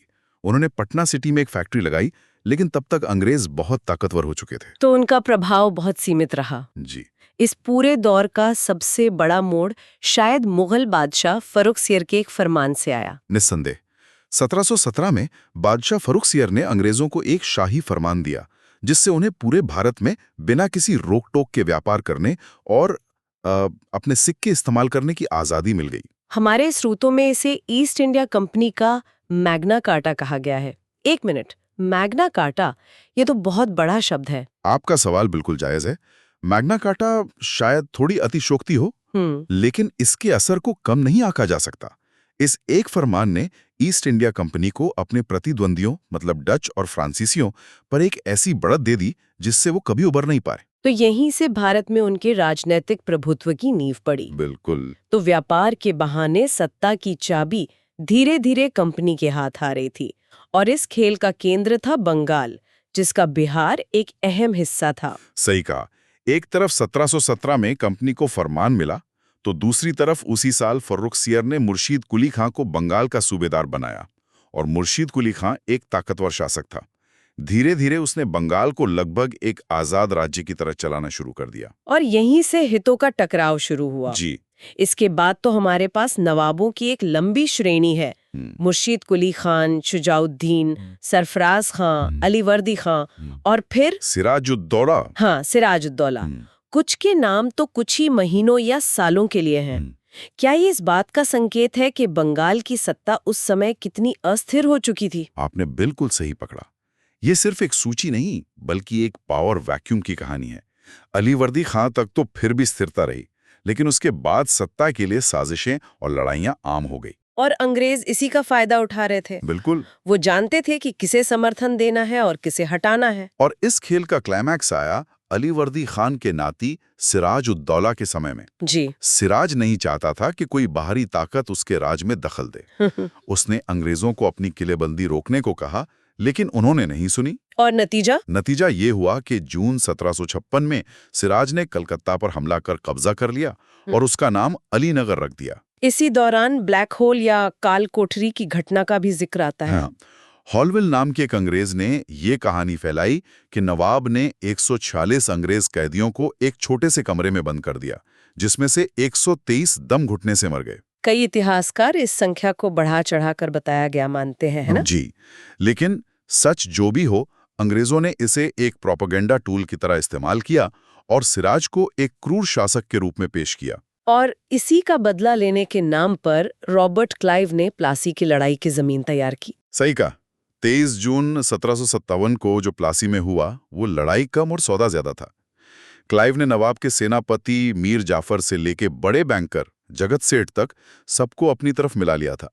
मतलब मैदान में सिराजुद्दौला के साथ धोखा हुआ। बिल्कुल, और उसकी हार हुई। इस जीत के बाद अंग्रेजों ने इनाम के तौर पे मीर जाफर को बंगाल का नवाब बना दिया। वो एक कठपुतली नवाब था। लेकिन ये कठपुतलियों का खेल भी ज्यादा दिन नहीं चला। मीर जाफर के बाद उसके दामाद मीर कासिम को नवाब बनाया गया और वो एक अलग ही मिट्टी का बना था। मीर कासिम अंग्रेजों की उम्मीदों से कहीं ज्यादा काबिल और स्वाभिमानी निकला। उसने आते ही बड़े सुधार करने शुरू कर दिए। सबसे पहले उसने अपनी राजधानी कलकत्ता के पास मुर्शिदाबाद से हटाकर बिहार के मुंगेर में स्थापित कर ली। अच्छा, मुंगेर में? ऐसा क्यों? ताकि अंग्रेजों की रोज रोज की दखलंदाजी से बच सके। उसने अपनी सेना को यूरोपियन स्टाइल में ट्रेनिंग देनी शुरू की और मुंगेर में तोप और बंदूकें बनाने का कारखाना भी खोला। और उसने दस्तक यानी ट्रेड परमिट को लेकर भी एक बड़ा कदम उठाया था। हाँ, कंपनी अपने दस्तक का गलत इस्तेमाल करके टैक्स देने से बच जाती थी, जिससे भारतीय व्यापारियों को भारी नुकसान होता था। मीर कासिम ने इसका एक अनोखा हल निकाला। उसने भारतीय व्यापारियों पर से भी सारे टैक्स हटा दिए।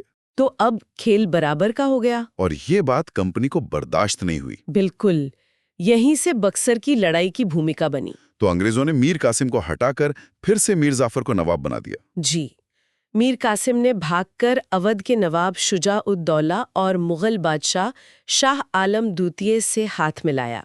इन तीनों की मिलीजुली सेना का सामना 22 अक्टूबर 1764 को बक्सर में हेक्टर मुनरो की अंग्रेजी सेना से हुआ। और इस बार ये प्लासी की तरह कोई साजिश नहीं थी, बल्कि एक असली लड़ाई थी। और इसी वजह से बक्सर की जीत प्लासी से कहीं ज्यादा बड़ी थी। इसमें अंग्रेजों ने अपनी सैन्य ताकत के दम पर भारत की 3 बड़ी शक्तियों को एक साथ हराया। इस लड़ाई ने तय कर दिया कि अब भारत का अगला शासक कौन होगा। सही। इसके बाद हुई इलाहाबाद की संधि, जिसने कंपनी को कानूनी तौर पर शासक बना दिया। हमारे स्रोतों में दीवानी अधिकार का जिक्र है। आम भाषा में इसका क्या मतलब हुआ? दीवानी अधिकार का मतलब था बिहार, बंगाल और उड़ीसा से टैक्स यानी लगान वसूलने का अधिकार। अब तक कंपनी सिर्फ व्यापार करती थी, लेकिन अब वो इस पूरे विशाल क्षेत्र की असली खजांची बन गई। और इसी के बाद क्लाइव ने द्वैध शासन की शुरुआत की। तो द्वैध शासन का मतलब एक तरह से ये हुआ कि आप घर चलाइए, लेकिन घर की तिजोरी की चाबी हमारे पास रहेगी। बिल्कुल सही पकड़ा आपने। जिम्मेदारी नवाब की, लेकिन सारा पैसा और ताकत कंपनी की। इसका नतीजा तो बहुत भयानक हुआ होगा। बहुत भयानक। कंपनी सिर्फ पैसा वसूलने पर ध्यान दे रही थी और नवाब के पास लोगों की भलाई के लिए संसाधन ही नहीं थे। 1770 में इस इलाके में एक भयंकर अकाल पड़ा, ओह, जिसमें लाखों लोग मारे गए। इसी अकाल के अनुभव से सबक लेकर शायद पटना का गोलघर बनाया गया। जी, 1783 में फिर से अकाल जैसी स्थिति बनी, तब जाकर अंग्रेजों को अनाज जमा करने की सुध आई और 1784 में जॉन गास्टिन ने अनाज के भंडारण के लिए इस विशाल गोलघर का निर्माण शुरू करवाया। तो बक्सर के बाद कंपनी शासक बन गई थी, लेकिन शासन करना सिर्फ नवाबों को हराने जैसा नहीं था। जब अंग्रेज बिहार के अंदरूनी इलाकों, इसके जंगलों और पहाड़ियों में पहुंचे, तो उनका सामना आदिवासी समुदायों से हुआ। हाँ, और ये समझना जरूरी है कि अंग्रेजों का सामना सिर्फ नवाबों से नहीं हो रहा था। आदिवासी समुदायों की अपनी जमीन, अपनी संस्कृति और जीने का एक तरीका था, जिसे दिक्कू यानी बाहरी लोग आकर बदल रहे थे। अंग्रेजों ने नए जमींदार बनाए, नए कानून लागू किए और उनके जंगलों पर अधिकार करना शुरू कर दिया। इसके कारण एक के बाद एक कई बड़े विद्रोह हुए। स्रोतों में तो एक लंबी सूची है। पहाड़िया विद्रोह, तिलका मांझी, चेरो, कोल, इनमें से कौन से विद्रोह सबसे ज्यादा प्रभावशाली थे? अगर हम सबसे बड़े विद्रोहों की बात करें तो दो का नाम जरूर लेना होगा। पहला 1855-56 का संथाल विद्रोह। सिद्धू, कान्हू, चांद और भैरो, इन चार भाइयों के नेतृत्व में संथालों ने जमींदारों, महाजनों और अंग्रेजी राज के खिलाफ हथियार उठा लिए थे। ये तो बहुत जबरदस्त विद्रोह रहा होगा। इतना जबरदस्त कि इसे कुचलने के लिए अंग्रेजों को सेना बुलानी पड़ी। और दूसरा बड़ा नाम तो यकीनन बिरसा मुंडा का होगा। बिल्कुल, 1895 से 1900 के बीच बिरसा मुंडा का उलगुलान यानी महाविद्रोह। बिरसा मुंडा ने सिर्फ अंग्रेजों के खिलाफ ही नहीं, बल्कि अपने समाज में फैली कुरीतियों के खिलाफ भी आवाज उठाई। उन्होंने एक नए धर्म बिरसाइत की भी शुरुआत की थी। जी, और अपने लोगों को आत्मसम्मान के साथ जीने की प्रेरणा दी। उन्हें आज भी धरती आबा यानी धरती का पिता और भगवान के रूप में पूजा जाता है। ये विद्रोह भले ही कुचल दिए गए, लेकिन इन्होंने दिखा दिया कि भारत की जनता अंग्रेजी राज को चुपचाप स्वीकार नहीं करेगी। और यही भावना 1857 में एक राष्ट्रव्यापी महाविद्रोह के रूप में सामने आई। बिहार में इसकी शुरुआत कैसे हुई? पूरे देश की तरह बिहार में भी असंतोष सुलग रहा था। इसकी पहली चिंगारी 12 जून 1857 को देवघर जिले के रोहिणी गांव में भड़की। वहां 32वीं इन्फेंट्री रेजिमेंट के कुछ सैनिकों ने विद्रोह कर दिया। लेकिन असली आग 3 जुलाई को पटना में लगी, जब पीर अली नाम के एक मामूली किताब बेचने वाले ने विद्रोह का झंडा बुलंद कर दिया। हाँ, और यही 1857 की खासियत थी। ये सिर्फ सैनिकों का विद्रोह नहीं था, आम लोगों का विद्रोह था। बिल्कुल। पीर अली के विद्रोह को पटना के कमिश्नर विलियम टेलर ने बड़ी बेरहमी से कुचल दिया और पीर अली समेत कई लोगों को सरेआम फांसी दे दी गई। लेकिन इस शहादत ने पूरे बिहार में आग लगा दी होगी। जी, और यही कहानी में बिहार के सबसे महान योद्धाओं में से एक बाबू कुंवर सिंह का प्रवेश होता है। जगदीशपुर के 80 साल के जमींदार। बिल्कुल, इस उम्र में जब लोग आराम करते हैं, उन्होंने अंग्रेजों के खिलाफ तलवार उठा ली। उन्होंने न सिर्फ आरा पर कब्जा किया, बल्कि कानपुर से लेकर लखनऊ तक विद्रोहियों का साथ दिया। वो एक बेहतरीन गुरिल्ला योद्धा थे। जी, और उनकी वीरता का सबसे प्रसिद्ध किस्सा तो गंगा नदी पार करने वाला है। हाँ, बताइए उसके बारे में। जब वे अपनी सेना के साथ गंगा पार कर रहे थे, तो अंग्रेजों की एक गोली उनके बाएं हाथ में लगी। उन्हें लगा कि जहर पूरे शरीर में फैल जाएगा, तो उन्होंने बिना एक पल सोचे अपनी ही तलवार से अपना हाथ काटकर गंगा मैया को समर्पित कर दिया। अविश्वसनीय, 80 साल की उम्र में घायल होने के बाद भी ऐसा शौर्य। और उन्होंने कहा, हे मां गंगे, अपने इस बेटे की ये छोटी सी भेंट स्वीकार करो। ये तो किसी कहानी जैसा लगता है। और कहानी यही खत्म नहीं होती। उस घायल अवस्था में भी वे 23 अप्रैल 1858 को अपने घर जगदीशपुर लौटे और उसे अंग्रेजों से आजाद करवाया। लेकिन जख्म बहुत गहरे थे। हाँ, और 3 दिन बाद 26 अप्रैल को इस महान योद्धा ने आंखें मूंद ली। उनके बाद उनके भाई अमर सिंह ने लड़ाई जारी रखी, लेकिन नवंबर 1858 तक अंग्रेजों ने बिहार में विद्रोह को पूरी तरह कुचल दिया था। 1857 का विद्रोह भले ही असफल रहा, लेकिन इसने भारत में राष्ट्रवाद की एक ऐसी ज्वाला जला दी जो अब बुझने वाली नहीं थी, और बिहार इस नई जागृति का एक बड़ा केंद्र बनने वाला था। बिल्कुल, 1857 के बाद अंग्रेजों ने शासन का तरीका बदला, लेकिन शोषण जारी रहा। बिहार में पढ़े लिखे लोगों का एक नया वर्ग उभर रहा था जो नमस्ते और स्वागत है। आज हमारे सामने बिहार के इतिहास से जुड़े कुछ बहुत ही दिलचस्प नोट्स हैं जो राष्ट्रवादी आंदोलन की कहानी बताते हैं। मतलब होम रूल आंदोलन से लेकर किसान सत्याग्रह और फिर पहली भारतीय सरकार के गठन तक। जी, और हमारा काम यही है कि इन बिखरे हुए टुकड़ों को जोड़कर एक पूरी तस्वीर बनाया जाए। ये समझने की कोशिश की जाए कि भारत की आज़ादी की लड़ाई में बिहार सिर्फ एक हिस्सा नहीं था, कई मायनों में वो उसका दिल था। एक ऐसी प्रयोगशाला जहां आज़ादी के सबसे बड़े प्रयोग हुए। तो चलिए शुरू करते हैं। हमारे नोट्स में सबसे पहले कांग्रेस की स्थापना का जिक्र है और एक बात मुझे हमेशा चौंकाती है कि 1885 में जब कांग्रेस की पहली मीटिंग हुई तो बिहार से कोई भी नहीं था। हाँ, एक भी नहीं।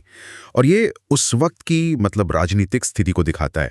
बिहार तब बंगाल प्रेसिडेंसी का सिर्फ एक हिस्सा था, लेकिन देखिए कितनी तेजी से चीजें बदली। हाँ, अगले ही साल। बिल्कुल, सिर्फ एक साल बाद दूसरी मीटिंग में 31 लोग पहुंच गए। ये दिखाता है कि राजनीतिक चेतना कितनी तेजी से जागी। शायद 1905 में जो बंगाल का विभाजन हुआ, उसने इस आग में घी का काम किया। बिल्कुल, लॉर्ड कर्जन का तो कहना था कि ये प्रशासनिक सुविधा के लिए है। हाँ, लेकिन असली मकसद तो कुछ और ही था। असली मकसद था बंगाल की बढ़ती राष्ट्रवादी ताकत को तोड़ना। पर इसका असर तो उल्टा ही हुआ। बिल्कुल उल्टा। विरोध में दरभंगा में रक्षाबंधन मनाया गया, जो एक तरह से हिंदू मुस्लिम एकता का प्रतीक बन गया। और सबसे अहम बात, 1906 में बिहारी छात्र सम्मेलन बना। राजेंद्र प्रसाद जैसे नेता वो इसी छात्र आंदोलन से निकले थे। अच्छा। हाँ, इसने युवाओं को राजनीति की मुख्य धारा से जोड़ने का काम किया, जो आगे चलकर बहुत बहुत जरूरी साबित हुआ। तो एक तरफ तो ये शांतिपूर्ण राजनीतिक गतिविधियां चल रही थीं, लेकिन हमारे नोट्स एक और कहानी भी बता रहे हैं, क्रांतिकारियों की। मुजफ्फरपुर बम कांड 1908। जी, खुदीराम बोस और प्रफुल्ल चाकी ये युवा थे, क्रांतिकारी थे। जज किंग्सफोर्ड को उसके क्रूर फैसलों के लिए सबक सिखाना चाहते थे। दोनों ने किंग्सफोर्ड की बग्गी समझकर एक गाड़ी पर बम फेंक दिया। लेकिन उस गाड़ी में किंग्सफोर्ड था ही नहीं था। थोड़ा रुककर, उसमें वकील प्रिंगल केनेडी की पत्नी और बेटी थी और उनकी वहां मौत हो गई। हाँ, और यहीं पर यह कहानी एक त्रासदी में बदल जाती है। 2 निर्दोष लोग मारे गए। प्रफुल्ल चाकी ने तो पकड़े जाने से पहले ही खुद को गोली मार ली, और खुदीराम बोस, सोचिए, महज 18 साल का लड़का, उन्हें फांसी दे दी गई। हाँ, 11 अगस्त 1908 को। ये घटना दिखाती है कि आजादी की लड़ाई में सिर्फ जीत नहीं थी, एक बहुत बड़ी कीमत भी चुकाई जा रही थी। तो इन शुरुआती घटनाओं ने एक तरह से जमीन तैयार कर दी थी। फिर आता है 1916 का होम रूल आंदोलन। मुझे हमेशा लगता था कि ये आंदोलन एनी बेसेंट और तिलक की वजह से दक्षिण और महाराष्ट्र तक ही सीमित रहा होगा। बिहार में इसका इतना असर कैसे हुआ? ये एक आम धारणा है, लेकिन सच नहीं है। बिहार में इसकी जड़ें बहुत गहरी थी। यहाँ के लोग, जैसा हमने देखा, पहले से ही राजनीतिक रूप से सक्रिय हो चुके थे। उनके लिए होम रूल सिर्फ एक नारा नहीं था, ये अपनी स्थानीय समस्याओं को खुद हल करने का एक मौका था। और यहाँ इसका नेतृत्व किसने किया? मौलाना मजहरुल हक जैसे बहुत बड़े नेता थे, उन्होंने इसकी कमान संभाली। और एनी बेसेंट खुद 2 बार पटना आई। अच्छा जी, 1918 में इससे आंदोलन को बहुत बल मिला। तो होम रूल आंदोलन एक तरह से शहरी पढ़े लिखे वर्ग की स्वशासन की मांग थी, लेकिन बिहार की असली ताकत तो गांव में थी। और वहीं एक ऐसी चिंगारी सुलग रही थी जो पूरे देश में आग लगाने वाली थी। हम बात कर रहे हैं चंपारण की। चंपारण मतलब भारत में गांधी का पहला और सबसे सफल प्रयोग।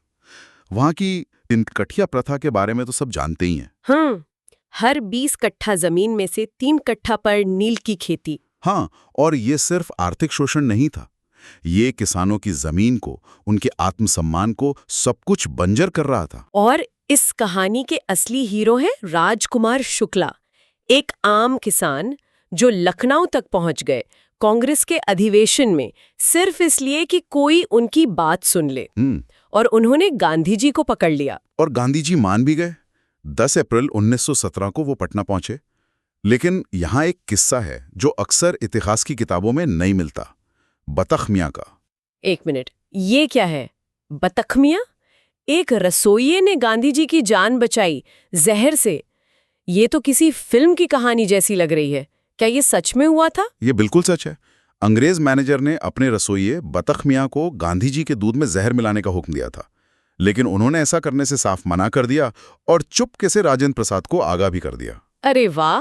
हाँ, और इसकी उन्हें बहुत भारी कीमत चुकानी पड़ी। उन्हें नौकरी से निकाल दिया, उनकी जमीन छीन ली गई, लेकिन उन्होंने गांधी जी की जान बचा ली। ये दिखाता है कि आज़ादी की लड़ाई सिर्फ बड़े नेता नहीं लड़ रहे थे, ऐसे अनगिनत गुमनाम लोग भी लड़ रहे थे। अविश्वसनीय। तो गांधी जी चंपारण पहुंचे और अंग्रेजों ने उन्हें तुरंत जिला छोड़ने का नोटिस दे दिया। हाँ, और यही गांधी जी ने वो किया है जो भारत में पहले कभी नहीं हुआ था। उन्होंने नोटिस लेने से और आदेश मानने से साफ इनकार कर दिया। उन्होंने कहा, आप मुझे गिरफ्तार कर सकते हैं, लेकिन मैं यहां से नहीं जाऊंगा। ये सविनय अवज्ञा का पहला प्रदर्शन था, है ना? बिल्कुल, पहला सफल प्रदर्शन। सरकार हैरान रह गई। हजारों किसानों की भीड़ जमा हो गई थी। उन्हें गांधी जी को बिना शर्त रिहा करना पड़ा। और यहीं से पूरा खेल पलट गया। बिल्कुल, सरकार को झुकना पड़ा और एक जांच समिति बनानी पड़ी। और दिलचस्प बात यह थी कि इसमें सरकारी अधिकारियों के साथ साथ गांधी जी को भी सदस्य बनाया गया। मतलब उनका कद रातों रात कितना बढ़ गया था। और नतीजा ऐतिहासिक, तिनकठिया प्रथा खत्म कर दी गई और किसानों से जो अवैध पैसा वसूला गया था उसका 25% वापस किया गया। रकम शायद बहुत बड़ी नहीं थी। नहीं, रकम बड़ी नहीं थी, लेकिन ये एक सांकेतिक जीत थी। ये पहली बार था जब आम किसान संगठित होकर ब्रिटिश सत्ता के सामने जीते थे। चंपारण ने पूरे देश को एक नया रास्ता दिखाया था, सत्याग्रह का रास्ता। चंपारण के सफलता के बाद गांधी जी एक राष्ट्रीय नेता बन गए और जब उन्होंने 1920 में असहयोग आंदोलन का आह्वान किया तो बिहार उसमें पूरी तरह से कूद पड़ा। हाँ, बिहार ने इस आंदोलन को पूरी तरह अपना लिया। राजेंद्र प्रसाद जैसे नेताओं ने विधानसभा चुनावों का बहिष्कार किया। हजारों छात्रों ने सरकारी स्कूल कॉलेज छोड़ दिए और इसका एक राष्ट्रवादी विकल्प भी तैयार किया गया। अच्छा जी, 6 फरवरी 1921 को गांधी जी ने खुद पटना में बिहार विद्यापीठ का उद्घाटन किया। ये सिर्फ एक शिक्षण संस्थान नहीं था, ये आत्मनिर्भर भारत का एक सपना था। फिर 1930 में आया सविनय अवज्ञा आंदोलन और गांधी जी का प्रसिद्ध दांडी मार्च। अब बिहार के सामने एक अजीब सी चुनौती थी। मतलब यहाँ तो समुद्र है ही नहीं, तो नमक कानून कैसे तोड़े? और यही बिहार की राजनीतिक सूझबूझ दिखती है।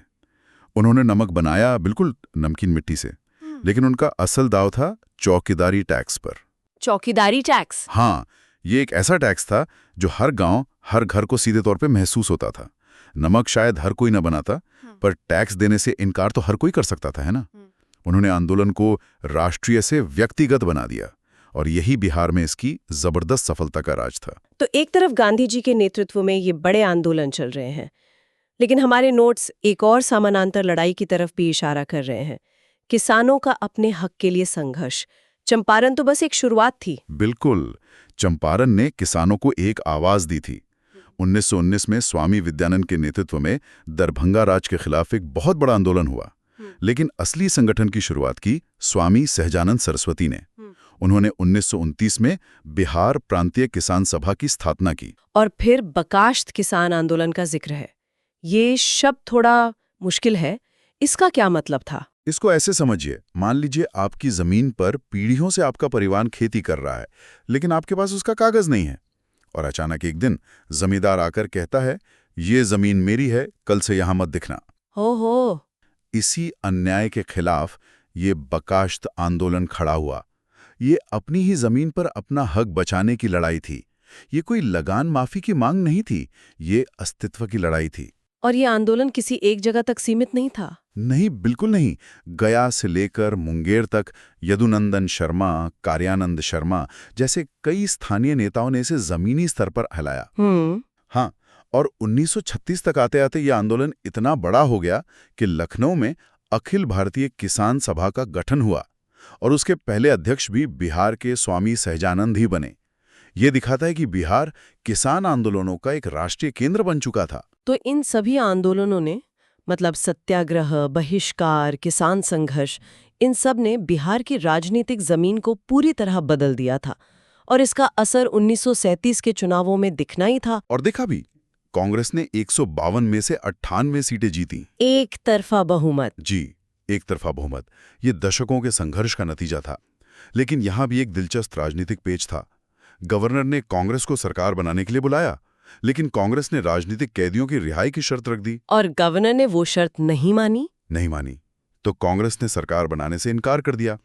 तब मोहम्मद यूनुस ने एक अंतरिम सरकार बनाई और इस तरह तकनीकी रूप से वे बिहार के पहले भारतीय मुख्यमंत्री बने। हाँ, हालांकि उनकी सरकार ज्यादा दिन नहीं चली।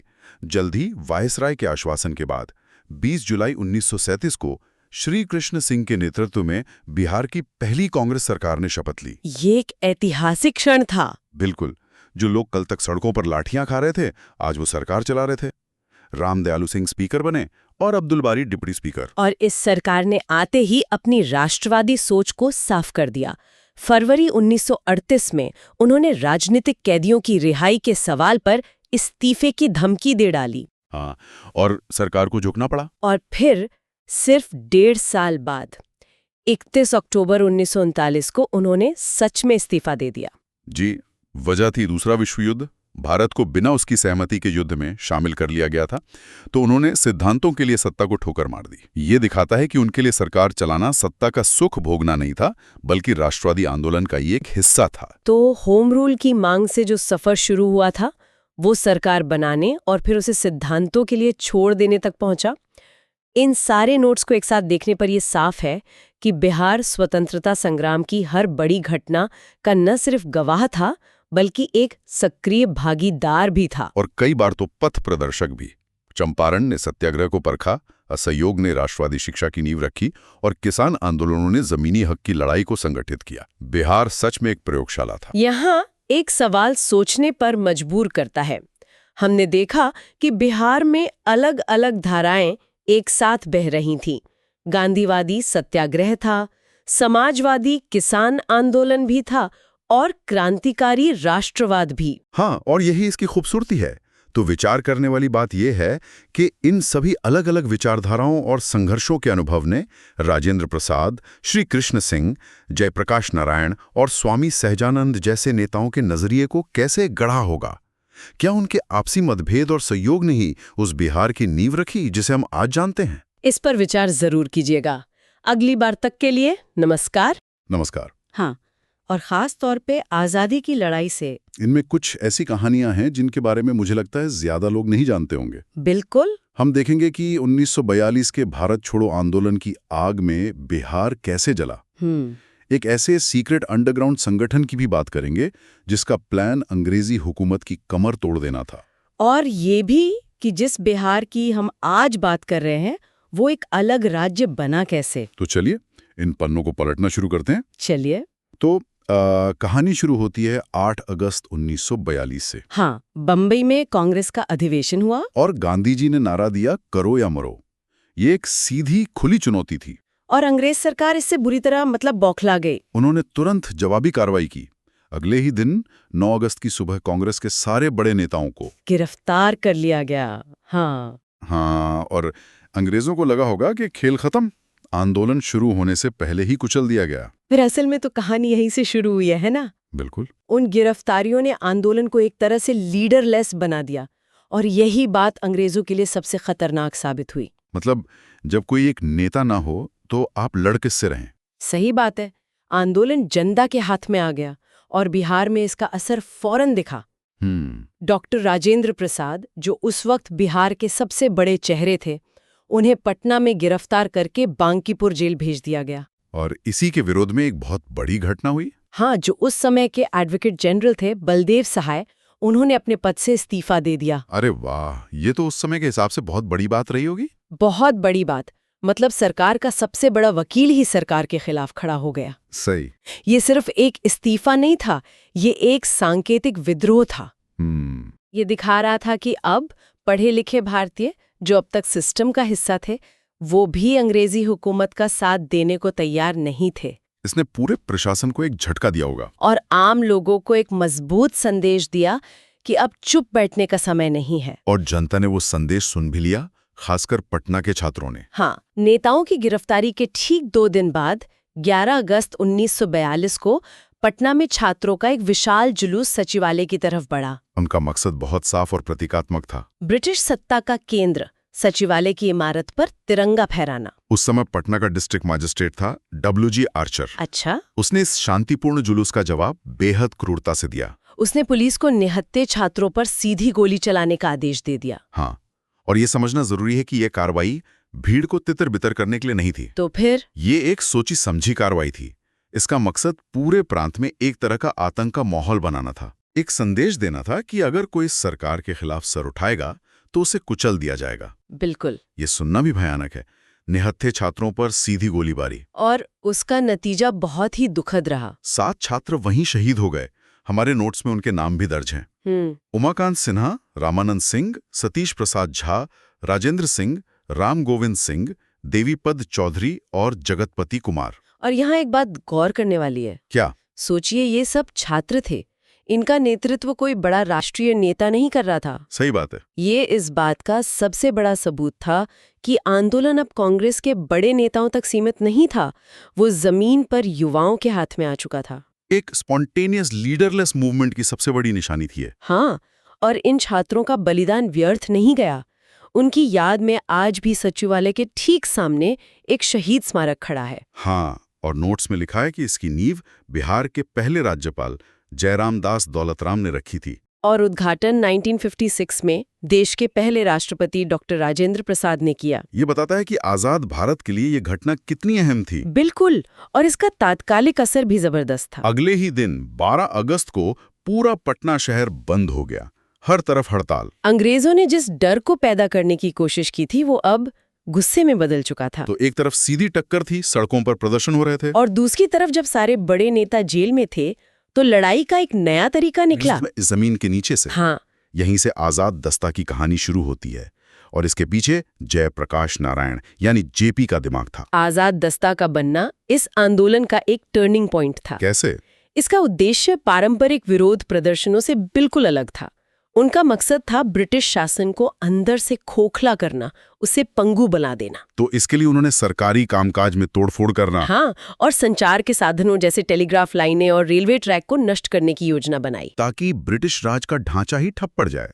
बिल्कुल। और इसका बेस नेपाल में क्यों बनाया गया? नेपाल ही क्यों? ये एक ब्रिलियंट स्ट्रेटेजिक मूव थी। अच्छा। क्योंकि उस समय नेपाल एक तरह से नो मैन्स लैंड था, अंग्रेजी हुकूमत की सीधी पकड़ से बाहर, लेकिन भारत की सीमा से लगा हुआ। मतलब एक सुरक्षित ठिकाना। हाँ, जेपी समझ रहे थे कि गांधीवादी तरीकों के साथ साथ अब सत्ता को सीधे तौर पर चोट पहुंचाना भी जरूरी है, और इसके लिए एक सेफ बेस की जरूरत थी। और जेपी की अपनी कहानी तो किसी फन जैसी लगती है। वो पहले से ही हजारीबाग जेल में बंद थे। हाँ? लेकिन 9 नवंबर 1942 दिवाली की रात को वे अपने 5 साथियों के साथ जेल से फरार हो गए। रामानंदन मिश्र, सूरज नारायण सिंह, योगेंद्र शुक्ल, गुलाबी सोनार और शालीग्राम सिंह। ये तो एक अविश्वसनीय कारनामा था। हाँ, इस घटना ने पूरे देश के क्रांतिकारियों में एक नया जोश भर दिया। और जेल से भागने के बाद जेपी सीधे नेपाल के राजविलास जंगल पहुंचे। वहां आजाद दस्ता का पहला ट्रेनिंग कैंप लगाया गया, और ये कोई साधारण कैंप नहीं था। मतलब? यहाँ युवाओं को सिर्फ जोशीले भाषण नहीं दिए जाते थे, बल्कि उन्हें बाकायदा गुरिल्ला युद्ध, छापामार लड़ाई, हाँ, और आधुनिक हथियार चलाने की ट्रेनिंग दी जाती थी। इस पूरे ट्रेनिंग प्रोग्राम के डायरेक्टर थे सरदार नित्यानंद सिंह। और इस अंडरग्राउंड आंदोलन से सिर्फ जेपी ही नहीं, बल्कि राम मनोहर लोहिया और अरुणा आसफ अली जैसे बड़े राष्ट्रीय नाम भी जुड़े हुए थे। हाँ, लोहिया जी ने तो उस दौर में भूमिगत रहकर रेडियो के जरिए प्रचार का जिम्मा संभाला था, जो उस समय का एक तरह से सोशल मीडिया था, कह सकते हैं, जिसके जरिए आंदोलन की खबरें और विचार दूर दूर तक पहुंच रहे थे। लेकिन ये आंदोलन बहुत लंबे समय तक नहीं चल सका। नहीं, 1943 के मध्य तक ब्रिटिश खुफिया तंत्र ने अपनी पूरी ताकत झोंक दी और एक एक करके ज्यादातर नेताओं को गिरफ्तार कर लिया गया। तो आंदोलन कमजोर पड़ गया। हाँ, लेकिन अपने छोटे से कार्यकाल में ही इसने अंग्रेजों को ये साफ साफ बता दिया था कि अब लड़ाई सिर्फ सत्याग्रह और जुलूसों तक सीमित नहीं रहेगी। डर का समीकरण बदल चुका था। बिल्कुल। वाकई उस दौर में एक अलग ही ऊर्जा थी। नोट्स में कुछ और भी दिलचस्प घटनाओं का जिक्र है। जैसे कुछ छात्रों ने मिलकर एक पूरी ट्रेन पर ही कब्जा कर लिया और उसका नाम स्वराज ट्रेन रखकर उसे चलाने लगे। ये तो गजब का दुस्साहस है। ये दिखाता है कि लोगों के मन से अंग्रेजी हुकूमत का डर खत्म हो रहा था। सही। और बलिदान की ये कहानियां सिर्फ पटना तक सीमित नहीं थीं। ऐसी ही एक घटना सिवान में हुई। वहां क्या हुआ था? वहां थाने पर तिरंगा फहराने की कोशिश में फुलेना प्रसाद श्रीवास्तव को पुलिस ने गोली मार दी। ये बताता है कि आजादी की ये आग पूरे बिहार में छोटे छोटे शहरों और कस्बों तक बराबर की शिद्दत से जल रही थी। हाँ। हमारे इन स्रोतों में कुछ आंकड़े भी हैं जो बिहार के योगदान का पैमाना बताते हैं। क्या आंकड़े हैं? भारत छोड़ो आंदोलन के दौरान सिर्फ बिहार में 15,000 से ज्यादा लोगों को जेल में डाला गया। 15,000। 1304 लोग शहीद हुए और 362 घायल हुए। ये सिर्फ नंबर नहीं है, ये बताते हैं कि बिहार ने आजादी की कितनी बड़ी कीमत चुकाई। और ये जो बिहार 1942 में धधक रहा था, ये जानना भी दिलचस्प है कि कुछ दशक पहले तक तो इसका एक अलग राजनीतिक अस्तित्व ही नहीं था। सही बात है, ये पहचान भी एक लंबे संघर्ष के बाद हासिल हुई थी। इसका मुख्य श्रेय सच्चिदानंद सिन्हा को दिया जाता है। हाँ, उन्हें आधुनिक बिहार का निर्माता भी कहते हैं। उन्होंने और उनके साथियों ने महसूस किया कि विशाल बंगाल प्रांत के भीतर बिहार की अपनी पहचान, भाषा और संस्कृति को नजरअंदाज किया जा रहा था। और नौकरियों और संसाधनों में बंगालियों का दबदबा था। तो उन्होंने अपनी आवाज कैसे उठाई? उन्होंने सबसे पहले एक बौद्धिक लड़ाई शुरू की। 1899 में उन्होंने पटना से बिहार टाइम्स या बिहारी नाम का एक अखबार निकाला। अच्छा, इसके संपादक थे महेश नारायण, और इस अखबार का एक ही मकसद था, बिहार की अलग पहचान के लिए एक बौद्धिक और राजनीतिक जमीन तैयार करना। बिल्कुल, लोगों को ये समझाना कि एक अलग प्रांत क्यों जरूरी है। फिर ये लड़ाई अखबार के पन्नों से निकलकर राजनीति के गलियारों में पहुंची। हाँ, 1908 में बिहार प्रदेश कांग्रेस कमेटी बनी, जो एक बड़ा राजनीतिक कदम था। और फिर 1911 में सच्चिदानंद सिन्हा और मोहम्मद अली ने केंद्रीय विधान परिषद में बिहार को एक अलग प्रांत बनाने का प्रस्ताव रखा। और दशकों का ये संघर्ष आखिरकार रंग लाया। 12 दिसंबर 1911 को दिल्ली दरबार में सम्राट जॉर्ज पंचम ने बंगाल के विभाजन को रद्द किया और साथ ही बिहार और उड़ीसा को मिलाकर एक नए प्रांत के गठन का ऐलान किया। ये बिहार की राजनीतिक पहचान के लिए एक मील का पत्थर था। और इसी नई पहचान ने ही बिहार के लोगों में वो आत्मविश्वास पैदा किया जो हमें बाद के स्वतंत्रता संग्राम में देखने को मिलता है। और किसी भी इतने बड़े आंदोलन में महिलाओं के योगदान को नकारा नहीं जा सकता। कभी नहीं। इतिहास अक्सर पुरुषों की कहानियां सुनाता है, लेकिन इन नोट्स में कुछ ऐसे नाम हैं जिन्हें भुलाया नहीं जा सकता। प्रभावती देवी, सरस्वती देवी, राजवंशी देवी, ये सब तो सक्रिय थी ही, पर 2 नाम ऐसे हैं जो खास तौर पर ध्यान खींचते हैं। कौन से? एक है आशा सहाय, जो 1943 में आजाद हिंद फौज में शामिल हुई, नेताजी सुभाष चंद्र बोस की सेना में। हाँ, सोचिए, उस दौर में एक महिला घर की सीमाओं से निकलकर सीधे सेना में भर्ती हो रही थी। ये अपने आप में एक क्रांति थी। और दूसरा नाम तो सचमुच अविश्वसनीय लगता है।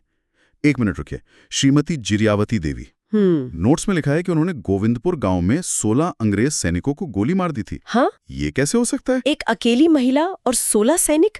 देखिए, हमारे नोट्स में इस घटना का सिर्फ जिक्र है, इसकी पूरी जानकारी नहीं दी गई है। अच्छा। हो सकता है ये उस वक्त के लोकगीतों या स्थानीय कहानियों का हिस्सा हो, लेकिन इसका सिर्फ जिक्र होना ही अपने आप में बहुत बड़ी बात है। ये तो है। ये दिखाता है कि आम महिलाएं भी इस लड़ाई में किस हद तक शामिल थीं और उनका प्रतिरोध कितना उग्र हो सकता था। सही। यह हमें इतिहास को सिर्फ आधिकारिक दस्तावेजों से नहीं, बल्कि लोगों की यादों से भी देखने की प्रेरणा देता है। बिल्कुल। और ये लड़ाई सिर्फ बंदूक और नारों से नहीं, कलम से भी लड़ी जा रही थी। सही कहा। डॉक्टर राजेंद्र प्रसाद ने जेल में रहते हुए भी लिखना जारी रखा। उन्होंने चंपारण में महात्मा गांधी और खादी का अर्थशास्त्र जैसी किताबें लिखीं। और ये बहुत महत्वपूर्ण है ना? हाँ, क्योंकि ये साहित्य आंदोलन के लिए वैचारिक ईंधन का काम कर रहा था। खादी का अर्थशास्त्र जैसी किताब सिर्फ चरखे की बात नहीं कर रही थी। नहीं, वो अंग्रेजों की आर्थिक लूट का एक वैकल्पिक मॉडल पेश कर रही थी। इसी तरह जगन्नाथ प्रसाद चतुर्वेदी ने भारत की वर्तमान दशा और स्वदेशी आंदोलन जैसी रचनाएं की, जो लोगों में राजनीतिक चेतना जगा रही थीं। और इसकी नींव बहुत पहले से तैयार हो रही थी, खासकर छात्रों के बीच। हाँ, 1906 में ही श्री कृष्ण सिंह, जो बाद में बिहार के पहले मुख्यमंत्री बने, और तेजेश्वर प्रसाद ने बिहार स्टूडेंट्स कॉन्फ्रेंस की स्थापना की थी। बिल्कुल। और ये दिखाता है कि बिहार में छात्रों को राजनीतिक रूप से संगठित करने का काम बहुत पहले से ही शुरू हो गया था। ये कोई अचानक हुई घटना नहीं थी। नहीं, इसी कॉन्फ्रेंस ने वो जमीन तैयार की जिस पर 1942 में छात्र आंदोलन की इतनी मजबूत इमारत खड़ी हुई। तो पटना सचिवालय की घटना इसी लंबी तैयारी का नतीजा थी। एक तरह से। हाँ। तो इन नोट से ये साफ है कि भारत की आजादी की लड़ाई में बिहार सिर्फ एक भागीदार नहीं था। नहीं, वो एक धधकता हुआ केंद्र था। सचिवालय गोलीकांड के शहीदों के बलिदान से लेकर आजाद दस्ता के दुस्साहसिक कारनामों तक हर घटना ने राष्ट्रीय आंदोलन को एक नई ऊर्जा दी। ये सब जानने के बाद एक सवाल जरूर मन में उठता है। हम इतिहास को अक्सर बड़े राष्ट्रीय नेताओं और दिल्ली या बंबई में हुई घटनाओं के चश्मे से देखते हैं। सही बात है। लेकिन इन स्रोतों से पता चलता है कि असली लड़ाई तो छोटे छोटे शहरों, गांवों और आम लोगों के असाधारण साहस से लड़ी गई थी। सोचने वाली बात है, देश के अलग अलग कोनों में ऐसे कितने आजाद दस्ते और जिरियावती देवियां होंगी जिनकी कहानियां अभी भी पूरी तरह से सामने नहीं आई हैं। नमस्कार।